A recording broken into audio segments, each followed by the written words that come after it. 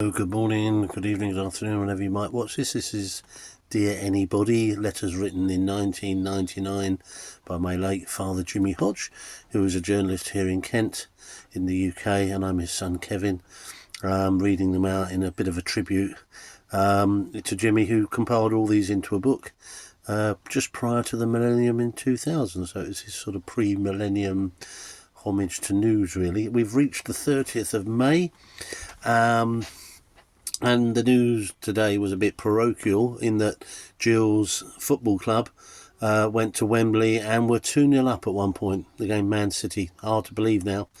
But in the last 5 minutes, Man City managed to equalise and then in extra time beat the Gills. And, you know, the normal controversies applied of where there was that extra 5 minutes from. And, of course, it was all big news in the local papers around the Medway area, of course. But Jimmy said that's probably almost the last time he'll mention football in the coming years, so make the most of it. There's mentions of European Cup final for Man United, I think it was, and Gillingham against Man City. That's your lot. He was talking about political parties becoming Mickey Mouse clubs. He said, just witness the new voting for next week's European elections, where the Green Party, apparently, where you would normally put a cross, you can now draw a smiling face or a sad face, depending on how you feel. And I'm not sure whether that was a vote for or against, so I'm not sure whether it was an X and a smiley face or an X and a sad face, or whether, in fact, your face replaced your cross, really. So I don't know if that ever came, certainly not in local elections that I took part in a month or so back. Yeah, sort of said only the Green Party has taken advantage of this. One shudders to think what little drawings will appear when the next election arrives. Don't know, never had any news of that.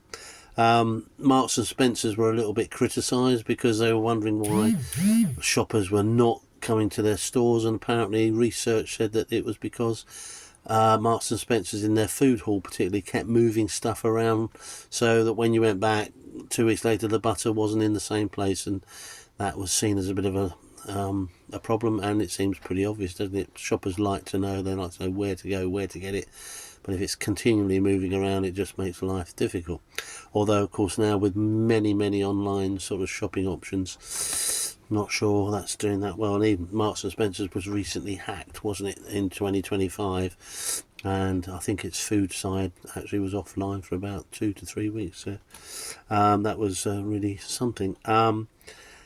A footnote today, kids can't be kids anymore, it seems. He said a 10-year-old boy has been charged with assaulting some girls in Maryland, USA for pinging their barrage straps. And sadly today, I'm not sure he would be imprisoned for doing that, really. It's one of those things you just don't do, isn't it? But no doubt he said it would warrant a criminal record today, so probably Dad was right in that sense. You know, if a 10-year-old did it today to girls in his class, he probably would. He said, but in his days you just tugged at girls' pigtails. But there you go, another time, another story. Anyway, that's it for today. It's the 30th tomorrow, are we? Yep, 31st tomorrow. So we'll wait and see what happens tomorrow in the news. But it's the 30th today, and thanks for watching. And you take care, my there you go.